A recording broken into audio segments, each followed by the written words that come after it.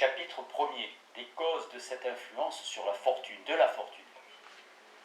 Les causes de la douleur et du plaisir, quelles qu'elles soient ou quelle que soit la façon dont elles opèrent, semblent être les objets qui excitent immédiatement chez tous les animaux les deux passions de la gratitude et du ressentiment. Elles sont excitées tant par des objets inanimés que par des objets animés. Nous sommes en colère pour un temps contre la pierre qui nous fait mal. L'enfant la frappe, le chien lui montre les crocs. L'homme colérique est enclin à l'insulter. La moindre réflexion certes corrige ce sentiment et nous devenons vite sensibles au fait que ce qui ne peut rien sentir n'est pas un objet convenable de vengeance. Mais quand le mal subi est très important, l'objet qui l'a causé nous devient désagréable, même après l'accident, et nous prenons plaisir à le brûler ou à le détruire. Nous devons traiter ainsi l'outil qui a accidentellement causé la mort d'un ami, et nous devons souvent nous sentir coupables d'une sorte d'inhumanité et nous négligeons cette absurde sorte de vengeance. De la même manière, nous concevons une sorte de gratitude pour les objets inanimés qui ont été la cause de plaisirs importants ou fréquents. Le marin qui, dès qu'il aurait gagné le rivage, attiserait son feu avec la planche et qui l'aurait sauvé d'un naufrage semblerait coupable d'une action contre nature. Nous devons nous attendre à ce qu'il la conserve plutôt avec soin et affection, comme un monument qui lui serait cher dans une certaine mesure. Un homme s'attache à la tabatière, au canif ou à la canne dont il s'est longtemps servi et conçoit comme une affection et un amour réel pour eux. S'il les casse ou les égare, le voilà peiné, hors de toute proportion avec la valeur du dommage. Nous regardons avec cette sorte de respect qui semble dû à des bienfaiteurs la maison dans laquelle nous avons longtemps vécu, et l'arbre dont nous avons longtemps apprécié la verdure et l'ombrage. La ruine de la première ou le dépérissement du second nous affecte d'un genre de mélancolie, même si nous ne devons en subir aucune perte. Les dryades et les lards des anciens, ces sortes de génies des arbres et des maisons, ont été probablement d'abord suggérés par cette sorte d'affection que les auteurs de ces superstitions sentaient pour de tels objets. Superstition qui aurait paru déraisonnable si ces objets ne semblaient pas dans une certaine mesure des êtres animés.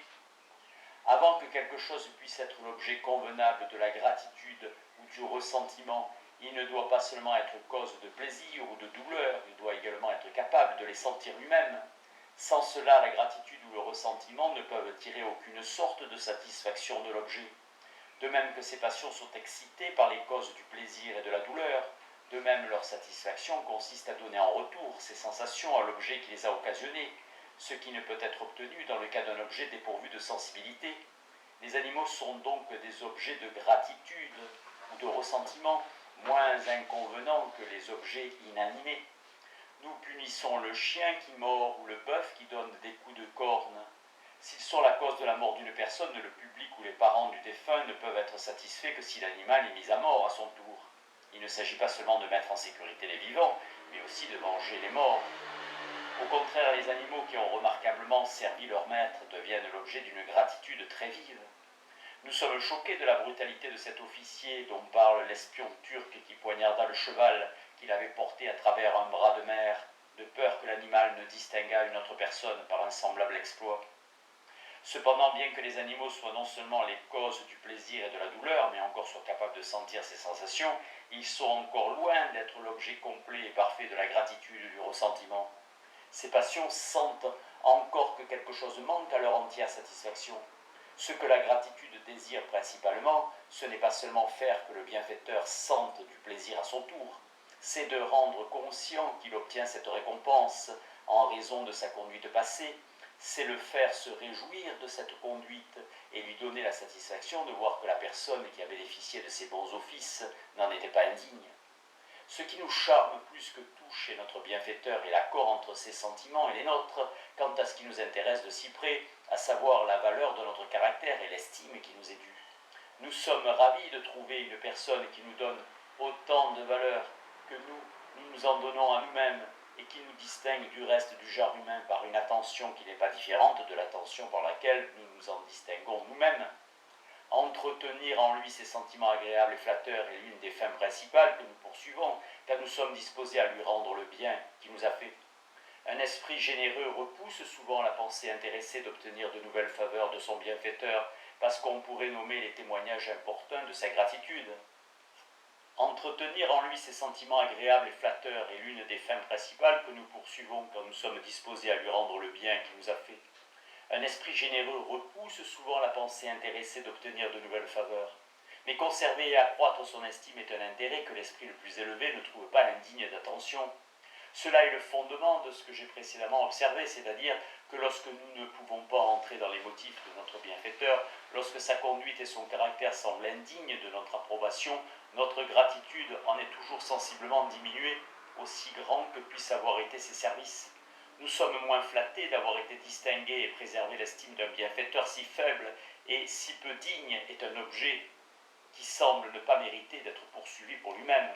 À l'opposé, l'objet que vise principalement le ressentiment n'est pas tant de faire que notre ennemi sente de la douleur à son tour, mais de le rendre conscient qu'il sent cette douleur en raison de sa conduite passée, de le faire se repentir de s'être ainsi conduit et de lui faire sentir que la personne à qui il a porté préjudice ne méritait pas d'être traitée de la sorte.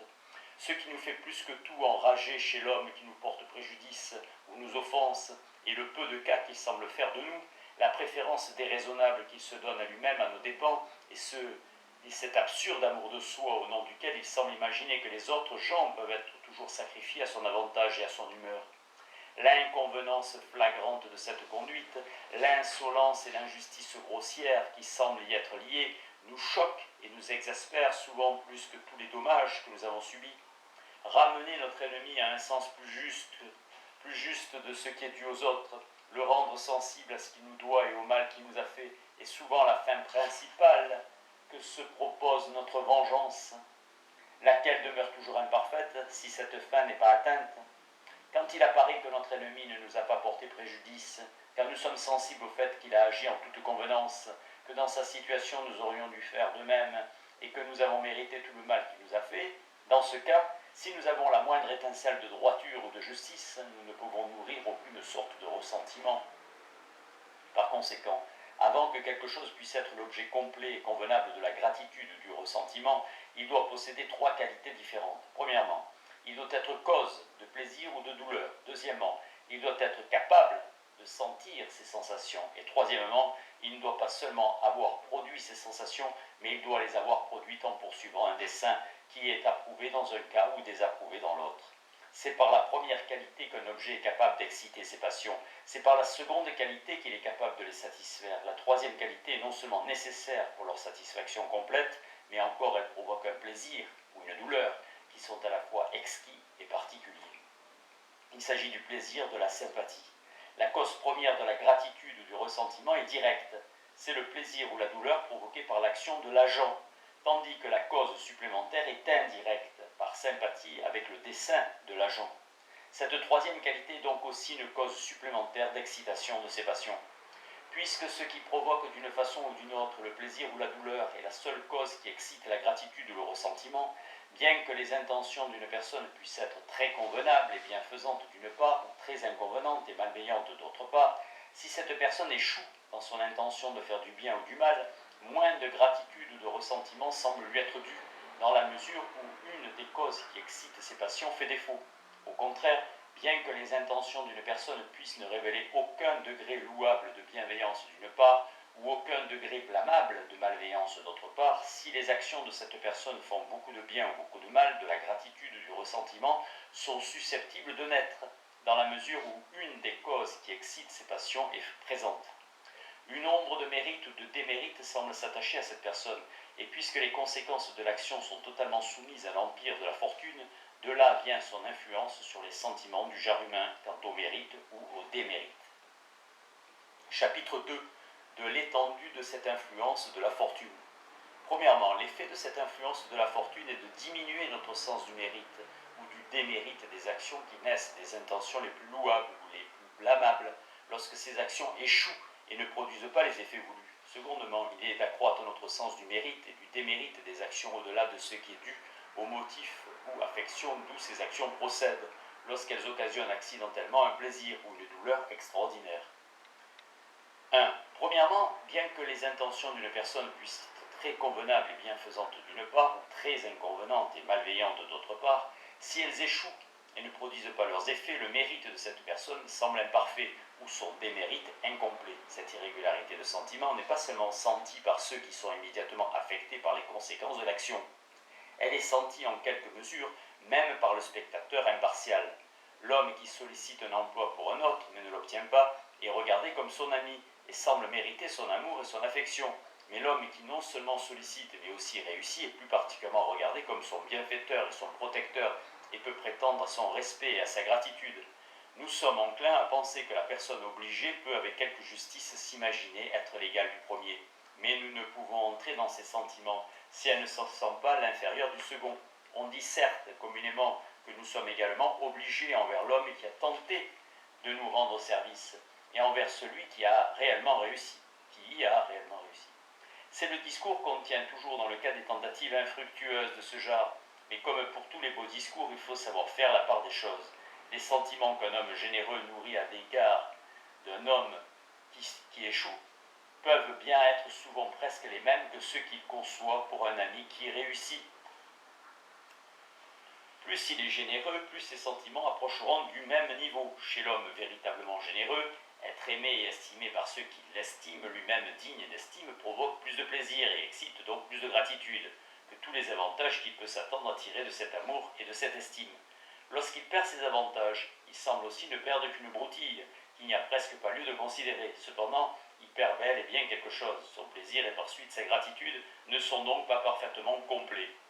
C'est pourquoi, même pour l'esprit le meilleur et le plus noble, il y aura quelques petites différences d'affection en faveur de l'ami qui réussit, toutes circonstances étant égales par ailleurs. Les hommes sont si injustes à cet égard que lorsque le bienfait recherché est obtenu autrement que par les efforts d'un bienfaiteur particulier, ils sont enclins à penser que moins de gratitude est due à cet homme qui, avec les meilleures intentions du monde, ne pouvait pas leur apporter plus qu'un peu d'aide. Comme leur gratitude est dans ce cas divisée entre toutes les personnes qui ont contribué à leur plaisir, une part plus petite de cette gratitude semble due à chacun. Telle personne, entendons-nous dire communément, voulait sans aucun doute nous rendre service, et nous croyons réellement qu'elle a tout fait pour cela. Mais nous ne lui sommes pas obligés quant aux bienfaits reçus, puisque sans le concours d'autres personnes, tout ce qu'elle aurait pu faire n'aurait servi à rien. Les hommes imaginent que cette considération devrait, même aux yeux du spectateur impartial, diminuer la dette qu'ils doivent à leur ami. La personne qui a tenté sans succès de procurer un bienfait n'exige pas autant de gratitude et n'a pas non plus le même sens de son propre mérite que si elle avait réussi dans son entreprise. Même le mérite des talents et des capacités que quelque accident a empêché de produire leurs effets semble en quelque mesure imparfait, même à ceux qui sont pleinement convaincus qu'ils peuvent les produire. Le général qui a été empêché par des ministres envieux de remporter une grande victoire sur l'ennemi regrette la perte de cette occasion bien après qu'elle est passée. Ce n'est pas seulement par regret pour le bien public qu'il se lamente, mais c'est aussi parce qu'il n'a pas pu accomplir une action qui aurait à ses propres yeux, comme à ceux de toute autre personne, donné une gloire nouvelle à son caractère.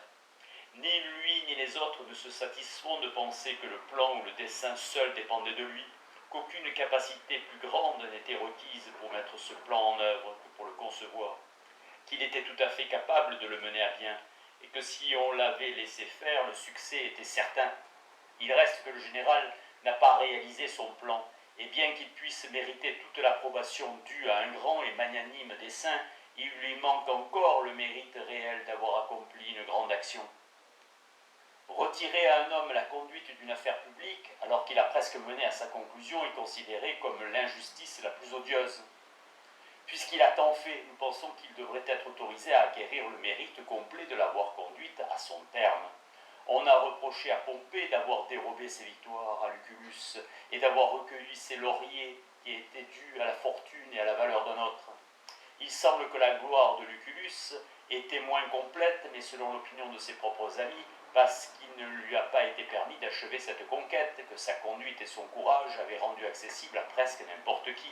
Smith évoque l'opinion des amis de Lucullus dans les vies parallèles de Plutarque. Lucullus ne put mener à bien la longue guerre qu'il avait entamée contre Mithridates et Tigrane à cause de mutineries dans son armée et dut laisser la victoire finale à Pompée. Un architecte est mortifié lorsque ses plans ne sont pas exécutés ou lorsqu'ils sont altérés au point de gâcher l'effet du bâtiment. Pourtant, le plan est tout ce qui dépend de l'architecte.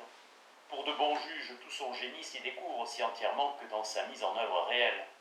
Mais un plan, même pour l'esprit le plus intelligent, ne donne pas le même plaisir qu'un bâtiment noble et magnifique. Ils peuvent tous deux révéler autant de goût et de génie, mais leurs effets restent très différents, et le divertissement dérivé du premier n'approche jamais l'étonnement et l'admiration que le second excite parfois.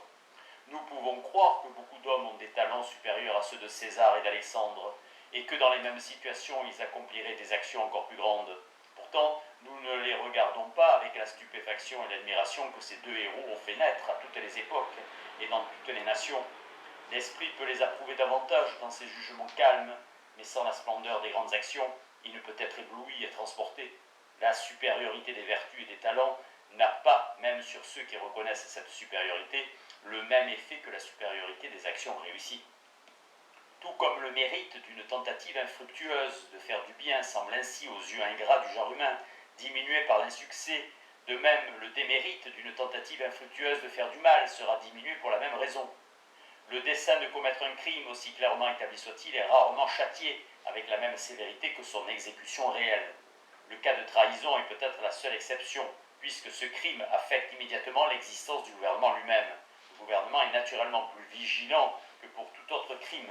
Le souverain est poussé au châtiment de la trahison par son ressentiment contre les préjudices qui lui sont immédiatement portés. Smith précise ailleurs que les préjudices portés au souverain sont différemment définis selon qu'il s'agit d'une monarchie ou d'une démocratie. Dans une monarchie, toute chose qui soit met en danger la personne du roi, soit atteint sa dignité, est tenue pour haute trahison. Dans une république, c'est ce qui affecte la dignité du peuple en tant que corps qui est haute trahison dans jurisprudence. Pour le châtiment d'autres crimes, son ressentiment est provoqué par les préjudices causés aux autres hommes. Dans le premier cas, c'est à son propre ressentiment qu'il se laisse aller. Dans le second cas, il entre par sympathie dans le ressentiment de ses sujets. Dans le premier cas, puisqu'il juge sa propre cause, il est donc très enclin à être plus violent et plus sanguinaire dans ses châtiments que ne peut l'approuver le spectateur impartial. En outre, son ressentiment s'enflamme plus facilement et il n'attend pas toujours, comme dans les autres cas, que le crime soit perpétré, ni même qu'on tente de le perpétrer. Un projet de trahison, même si rien n'a été fait ni tenté, voire une conversation envisageant la trahison, sont dans de nombreux pays châtiés de la même manière qu'une trahison réellement commise.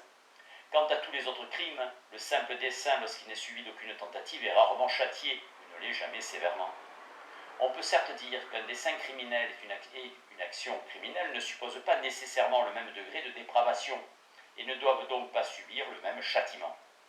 On peut considérer que nous sommes capables de décider et même de préparer la mise en œuvre de bien des choses que le moment venu, nous nous sentons totalement incapables d'exécuter. Mais ces raisons ne valent pas dans le dessein a été poursuivi jusqu'à son accomplissement. Quand le dessein a été poursuivi jusqu'à son accomplissement, et pourtant l'homme qui tire un coup de pistolet sur son ennemi, mais le manque, n'est puni de mort par les lois, n'est puni de loi par les lois de presque aucun pays. Selon l'ancienne loi d'Écosse, l'assassin n'est pas passible de la peine capitale, même s'il a blessé son ennemi, pourvu que la mort n'intervienne pas avant un certain temps. Cependant, le ressentiment du genre humain contre ce crime s'élève si haut, la terreur inspirée par l'homme capable de le perpétrer est si grande que la seule tentative de le commettre devrait être envisagée dans tous les pays comme un crime capital. La tentative de commettre des crimes plus petits est toujours châtiée très légèrement et parfois ne l'est pas du tout. Le voleur, dont la main a été prise dans la poche de son prochain avant qu'il ait pu en retirer quelque chose, est châtié par la seule infamie. S'il avait eu le temps de se saisir d'un mouchoir, il aurait été mis à mort. Le voleur avec effraction qu'on a trouvé en train de disposer d'une échelle sous la fenêtre de son prochain, mais n'est pas encore entré, n'est pas passible de la peine capitale. La tentative d'enlèvement n'est pas châtiée comme le rapt. La tentative de séduction d'une femme mariée n'est nullement châtiée, tandis que la séduction l'est très sévèrement. Notre ressentiment contre la personne qui a seulement tenté de commettre un méfait est rarement assez fort pour nous pousser à lui infliger le châtiment que nous devrions vouloir lui faire subir si elle avait réellement exécuté son dessein. Dans le premier cas, la joie d'avoir échappé au crime atténue notre sens de l'atrocité de sa conduite. Dans le second cas, le chagrin de notre infortune le renforce. Toutefois, le démérite réel de cette personne est indubitablement le même dans les deux cas, puisque ses intentions étaient également criminelles. Il y a donc sur ce point une irrégularité dans les sentiments de tous les hommes et un relâchement consécutif dans la discipline des lois de toutes les nations. C'est en effet la thèse générale de Smith dans Jurisprudence, que le droit, tout comme la morale proprement dite, n'a pas d'autre fondement que les sentiments humains. Toute irrégularité des sentiments ne peut qu'avoir des conséquences sur le droit. Je crois, des plus civilisés aux plus barbares, l'humanité d'un peuple civilisé le dispose à abolir ou à atténuer le châtiment chaque fois que son indignation naturelle n'est pas héritée par les conséquences du crime. D'autre part, les barbares, quand aucune conséquence réelle n'a suivi l'action, ne sont pas enclins à en sonder les motifs avec délicatesse ou curiosité. La personne même qui, par passion ou sous l'influence d'une mauvaise compagnie, a résolu et peut-être a préparé la mise en œuvre de quelques crimes, mais qui en a heureusement été empêché par un accident qui l'en a rendu incapable, et assuré, s'il lui reste un peu de conscience, de considérer toute sa vie cet événement comme une grande et mémorable délivrance. Elle ne peut jamais y songer sans remercier le ciel de l'avoir aussi gracieusement sauvée de la faute coupable qu'elle allait commettre, et d'avoir évité que tout le reste de sa vie soit une scène d'horreur, de remords et de repentir. Or, bien que ses mains soient innocentes, cette personne est consciente que son cœur est aussi coupable que si elle avait réellement accompli ce qu'elle avait si fermement décidé. Pourtant, sa conscience est soulagée de considérer que le crime n'a pas été exécuté, bien qu'elle sache que cela n'est pas dû à sa vertu. Elle considère qu'elle mérite moins le châtiment et le ressentiment, et cette bonne fortune diminue ou fait totalement disparaître tout sens de la culpabilité. Lorsqu'elle se rappelle combien elle était résolue à commettre ce crime, ce souvenir n'a pas d'autre effet que de rendre à ses yeux l'événement salvateur plus grand et plus miraculeux, car elle s'imagine qu'elle a été sauvée et regarde le risque qu'elle a couru de perdre sa tranquillité d'esprit avec la terreur de celui qui, maintenant en sécurité, tremble d'horreur en se souvenant parfois de l'abîme où il était prêt de tomber. 2. Le second effet de cette influence de la fortune est d'accroître notre sens du mérite et du démérite des actions au-delà de ce qui est dû au motif ou affection d'où ces actions procèdent lorsqu'elles occasionnent accidentellement un plaisir ou une douleur extraordinaire. Les effets agréables ou désagréables d'une action jettent souvent une ombre de mérite ou de démérite sur l'agent, bien que dans ses intentions il n'y ait rien qui méritait l'éloge ou le blâme, ou du moins rien qui les méritait au degré que nous sommes enclins à leur attribuer. C'est ainsi que même le porteur d'une mauvaise nouvelle nous est désagréable et qu'au contraire nous sentons une sorte de gratitude pour l'homme qui nous en annonce une bonne. Pendant un instant, nous les considérons comme s'ils étaient les auteurs de notre mauvaise ou de notre bonne fortune, et nous les regardons en quelque mesure comme s'ils avaient réellement provoqué les événements dont ils viennent seulement nous rendre compte. Le premier auteur de notre joie est naturellement l'objet d'une gratitude passagère. Nous l'embrassons avec chaleur et affection, et nous serions heureux en ce moment de prospérité de le récompenser, comme s'il nous avait rendu un service remarquable. Selon la coutume de tous les cours, l'officier qui apporte la nouvelle d'une victoire peut prétendre à des faveurs considérables, et le général confie toujours à un de ses favoris cette si agréable commission. Le premier auteur de notre douleur est à l'inverse tout aussi naturellement l'objet d'un ressentiment momentané. Nous pouvons à peine éviter de le regarder avec tristesse et malaise, et les hommes grossiers et brutaux sont enclins à lui faire subir l'humeur que la nouvelle qu'il apporte occasionne en eux. Tigrane, roi d'Arménie, coupa la tête de l'homme qui fut le premier à l'avertir de l'arrivée d'un ennemi formidable. Cet ennemi est Lucullus, anecdote tirée des vies parallèles de Plutarque.